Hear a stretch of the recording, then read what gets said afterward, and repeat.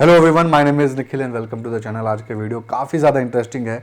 UPSC EPFO के regarding दो चीज़ें चल रही हैं बहुत ज़्यादा। एक तो कट ऑफ निकला हुआ है आपका, एपीएफसी का कट ऑफ तो निकल ही चुका था, ईओ और एओ का भी कट ऑफ अभी लेटेस्ट में ही निकला है, तो वो डिस्कशन तो हम लोग करने वाले हैं।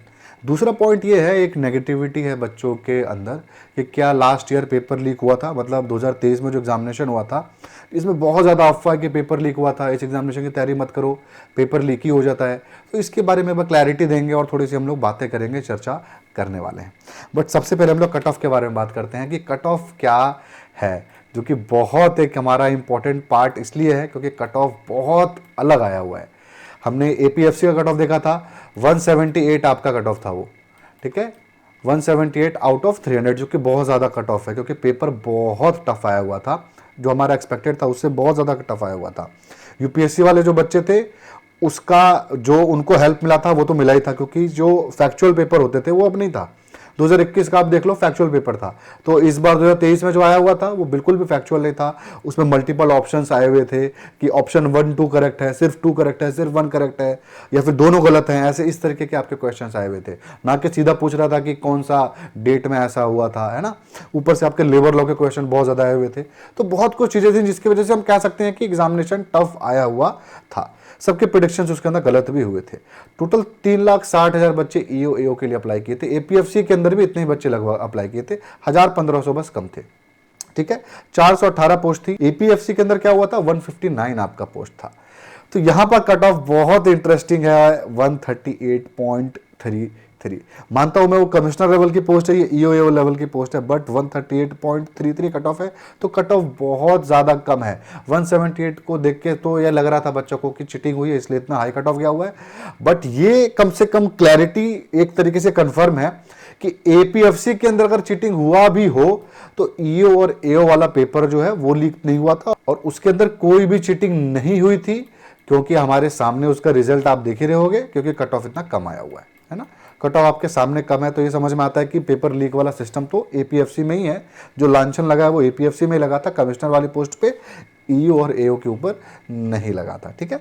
तो कट ऑफ 138 है, तो क्या 138 ही टारगेट लेके चलना है हमको इस बार की तैयारी में? नहीं, आपको ऐसा नहीं है, 150 टारगेट तो लेकर के चलना ही पड़ेगा। इससे नीचे में तो आपको फेल ही लेके चलना चाहिए, क्योंकि कट ऑफ ऊपर नीचे हो सकता है। पेपर बहुत टफ था इसलिए कट ऑफ कम हो गया है 138। अगर पेपर ईजी आ जाएगा, क्योंकि हमको दोनों तरीके के पेपर के लिए एग्जामिनेशन में तैयारी होना करना पड़ेगा। देखिए, फैक्चुअल पेपर आज तक आया हुआ है, तो इस बार पैटर्न हम कह सकते हैं कि चेंज हो चुका है, तो पैटर्न चेंज जो हुआ है उसके ऊपर तो हमारा फोकस होना ही चाहिए, उसके हिसाब से तैयारी होनी चाहिए। लेकिन हमको फैक्चुअल पार्ट नहीं बोलना है, क्योंकि आज तक तो फैक्चुअल ही आया हुआ है। हो सकता है कि एक बार उन्होंने एक्सपेरिमेंट किया, अच्छा नहीं लगा, अब इस बार वो लोग फैक्चुअल दे देंगे वापस से। तो दोनों ही तरीके से हमको तैयारी अपनी मेंटेन करनी है। इससे एक और चीज क्लैरिटी मिलती है कि लेबर लॉ से बहुत ज्यादा सवाल आ गए, तो जरूरी नहीं है इस बार भी लेबर लॉ से आएगा और केवल वही पढ़ना है। इसका मतलब यह कि सारे टॉपिक इक्वली इंपॉर्टेंट हैं। अकाउंट्स के अंदर भी थोड़ी बहुत मेहनत करनी पड़ेगी, सोशल सिक्योरिटी भी अच्छे से पढ़ना पड़ेगा, क्योंकि कहीं से भी हो सकता है कि 15 क्वेश्चन आपके आ जाए, 12 क्वेश्चन आ जाए, आपका वो इकट्ठे 30-40 नंबर आपको दे करके जाएंगे, है ना। तो एक तो ये क्लैरिटी मिली है। अब हम लोग बात करते हैं चीटिंग के ऊपर कि क्या है चीटिंग का सीन सर। कमेंट सेक्शन में आपने पढ़ा होगा, जो नए बच्चे हैं, कि यार कमेंट में बच्चे लिखते रहते हैं चीटिंग हुआ है, चीटिंग हुआ है, पेपर लीक हुआ है, क्या है, क्या इसकी तैयारी करें नहीं करें। तो देखिए, अच्छे से सुन लीजिए, इसकी तैयारी आपको करनी है कि नहीं करनी है। सबसे पहले बता दिया, ये तो समझ में आ गया कि चीटिंग का लांछन एपीएफसी पे लगा था, ईओ पे नहीं लगा हुआ था, और इस बार भी ईओ की बहुत ज्यादा पोस्ट निकलने वाली है। बाकी कोई फर्क नहीं पड़ता, एपीएफसी हो चाहे ईओ, अगर चीटिंग का लांछन लगा था, हो सकता है यहां पर भी पेपर लीक हुआ हो, बहुत छोटे पैमाने पे, वहां पे बड़े पैमाने पे लीक हुआ हो। सबूत क्या थे उसके अंदर लीक होने के? सबूत ये थे कि दो इसके अंदर सबूत था। सबसे पहला था कि लखनऊ इलाहाबाद के सेंटर्स में सबसे ज्यादा सिलेक्शंस हुए थे, मतलब जो आपके 159 पोस्टर्स में से 81 सीट्स केवल 3 सेंटर के अंदर बच्चे पाए थे, और उनके बहुत ज्यादा व्हाट्सएप वगैरह के चैट्स वगैरह वायरल हो रहे थे, तो वो 3 सेंटर के अंदर से ज्यादा सिलेक्शन हुए थे। सबसे पहला ये। दूसरा, बहुत ज्यादा चैट वायरल हुए थे जिसके अंदर स्क्रीनशॉट्स थे। एग्जामिनेशन 2 बजे था और 12 बजे 11 बजे के स्क्रीनशॉट्स थे कि इतने बजे पेपर इनको मिल चुका है, वो भी इलाहाबाद के सेंटर में, लखनऊ के सेंटर में बच्चों को इतने बजे पेपर मिल गया। तो क्या ऐसा हो सकता है? हो कुछ भी सकता है, डेफिनेटली ऐसा हो सकता है कि ऐसा हुआ हो सच में, क्योंकि दिखने में तो ये लगता है कि एक सेंटर के अंदर बहुत ज्यादा बच्चे सिलेक्ट हुए थे। लेकिन दूसरी तरफ आप देखो तो जब भी कम सीट्स वाली नौकरियां होती है ना, जैसे 1000, 2000, 5000 जब वैकेंसी निकलती है, वहां पर ये चीज नहीं होती है, क्योंकि वहां पर कई सारे आपको सेंटर्स दिख जाएंगे जहां पे 6-6% की आपकी मतलब नौकरी लगी होगी बच्चों की, कि जो आपके मुखर्जी नगर है जहाँ पे ज़्यादा बच्चे तैयारी करते हैं, ज़्यादा बच्चे वहाँ से फॉर्म भरते हैं, तो वहाँ पे 6% 7% रिजल्ट आ रहा होगा। आपके लक्ष्मी नगर के एरिया में या फिर पटना के एरिया में 6% 5% रिजल्ट आ रहा होगा, है ना, जो बड़े बड़े हैं, तो वहाँ पर चीज़ें छुप जाती हैं। छोटा जब पोस्ट निकलता है ना, और वहाँ पर किसी एक तरीके के सेंटर पे ज़्यादा कभी भी सिलेक्शन हो जाता है, तो ऐसा उंगली उठती ही उठती है। ऐसी उंगली पहली बार नहीं उठी है, कई बार हो चुकी है। हाँ, यूपीएससी पे पहली बार जरूर उठी हुई है, लेकिन इस तरीके की उंगली कहाँ उठी है? DSSB पे आप देख लो, दिल्ली के अंदर भी जो एग्जामिनेशन हुआ था 3 से 4 साल पहले DSSB के अंदर, उसके अंदर भी वैकेंसी कम आई हुई थी। वहां पर भी एक पर्टिकुलर वेस्ट दिल्ली के अंदर पर्टिकुलरली ज्यादा बच्चे सिलेक्ट हुए थे, ऐसे ही 9% 10%, तब भी बच्चे उंगली उठा रहे थे। तो ये अकेला एक काफी रीजन नहीं है, क्योंकि कई बार ऐसी चीजें हुई हैं, यूपीएससी में भले ना हो, लेकिन कई अदर एग्जामिनेशंस में जहां पे कम पोस्ट होता है ना, तो ऐसा होता है कि किसी एक सेंटर पे ज्यादा बच्चे सिलेक्ट हो जाए। समझ में आ रहा है आपको? ज्यादा बच्चे तैयारी करो, तो जैसे स्पेशली पटना हो गया आपका, या फिर आपका पुणे हो गया साउथ में हम लोग बात करें तो, और या फिर आपका दिल्ली हो गया, यहाँ पर ज्यादा बच्चे सिलेक्ट होते हैं, किसी एक दो सेंटर में कहीं पे ज्यादा हो जाते हैं। लेकिन थोड़ा सा ये है, क्योंकि ईओ और एओ के अंदर तो ऐसा नहीं हुआ सर, तो डेफिनेटली एक दिमाग में डाउट हमारे आता ही आता है। दूसरी बात, हमने क्यों नहीं वीडियो बनाया, मैंने क्यों नहीं वीडियो बनाया? देखिए, पहले तो इसलिए वीडियो नहीं बनाया क्योंकि सबूत ही नहीं थे। मैं आपको पूछता हूं सबूत आपके पास है तो मुझे दो, मैं फिर से मेल पे बात करता हूं या फिर कॉल करके बात करता हूं यूपीएससी से। मैंने तब भी कॉल करके बात किया था, और कोई भी, ये नहीं कि सिर्फ मेरे लिए स्पेशल कोई कॉल होता है, आप भी कॉल करके बात कर सकते हो। और एक प्रेस रिलीज भी किया था यूपीएससी ने, और बोला था कि कुछ भी ऐसा नहीं है। लेकिन ठीक है, दिमाग में एक डाउट डेफिनेटली आता है, क्योंकि ईओ और एओ के अंदर भी उतने सिलेक्शन होने चाहिए थे जितने एपीएफसी में हुए, तो ऐसा तो हुआ नहीं। तो एक डाउट डेफिनेटली आता है दिमाग में कि कुछ तो गड़बड़ हुआ था, भले ये लोग कितना भी नोटिफिकेशन निकाल दें और कुछ भी हमको कहें। सवाल ये है, तैयारी करनी है कि नहीं? देखिए, अगर एक बार चीटिंग हुई और इतने बड़े पैमाने पे खुल करके चीज़ें आई हैं सामने कि यूपीएससी का चेयरमैन रिजाइन दे रहा है, इस टाइप के न्यूज़ बन रहे हैं, तो डेफिनेटली इस बार तो नहीं होने वाला है। और ईओ के अंदर तो हुआ नहीं है। और तीसरी बात मैं आपको बताऊं कि मैं पर्सनली ऐसे बच्चों को जानता हूं जो कि एपीएफसी के अंदर सिलेक्ट हुए हैं, पढ़ के सिलेक्ट हुए हैं, अच्छे बच्चे सिलेक्ट हुए हैं। तो आप अपने आप को ये झूठा दिलासा तो मत ही दो कि आपने 2023 में अगर चीटिंग नहीं होती तो आपका सिलेक्शन हो जाता।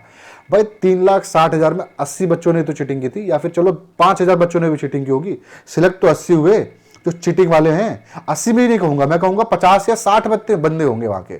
20-25 तो वैसे भी इलाहाबाद से सिलेक्ट होते ही होते थे, कोई बड़ी बात नहीं इलाहाबाद से सिलेक्ट होना इतने बच्चे। तो 50 बच्चे सिलेक्ट हुए, बाकी सीट्स में भी तो आपका सिलेक्शन नहीं हुआ, या ईओ के अंदर तो सबसे ज्यादा पोस्ट थी, वहां पर भी आपने कौन सा सिलेक्शन ले लिया? तो अपने आपको एक झूठा दिलासा मत दो कि चीटिंग नहीं होती तो आपका सिलेक्शन हो जाता। पहली बात यह है, चीटिंग हो रही है, ठीक है, हम उसके खिलाफ आवाज उठाएंगे। अगर ऐसा कुछ इस बार होता है तो नहीं छोड़ेंगे, क्योंकि दूसरी बार हम नहीं झेल सकते चीजों को, है ना, तो डेफिनेटली आवाज उठाएंगे। बट अपने आप को झूठा दिलासा मत दो कि भाई चीटिंग नहीं होती तो मैं टॉप कर देता, पास हो जाता। दूसरी बात यह है कि आप इस बार तैयारी करो। मैं अभी वीडियो बना रहा हूं क्योंकि ऑब्वियसली मेरा अभी बच्चा हुआ है, तो इसलिए वीडियोस डिले हो रहे हैं, नई वीडियो बन पा रहे हैं।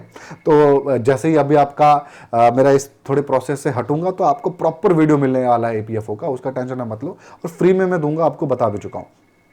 तो पीएफओ की तैयारी आप करो, टेंशन मत लो। मेरे को कोई पैसा नहीं मिलना, बच्चे बोलते हैं कि पैसा मिल रहा है, भाई मैं कोई पैसा नहीं कमाने वाला हूँ।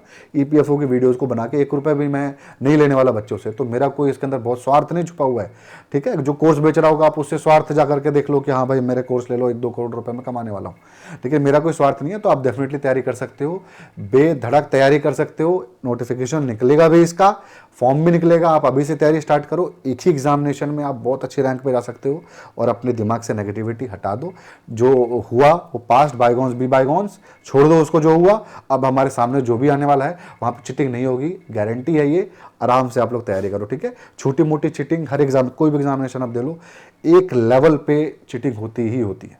आप कोई भी एग्जामिनेशन की तैयारी कर रहे होगे ना, एक लेवल पे 1%, तो मैं ज़्यादा बोल रहा हूँ, 0.01%, 0.02% तो चीटिंग होती है, क्योंकि मैंने सामने देखा हुआ है चीटिंग होते हुए कि कैसे होती है एग्जामिनेशन सेंटर के लेवल पे, और भी कई लेवल पे मैंने देखा हुआ है। तो मुझे पता है कि एक लेवल पे छोटी मोटी चीटिंग होती ही होती है। Cheating as an paper leak की मैं बात कर रहा हूँ, होता ही होता है, ऐसा नहीं है कि नहीं होता।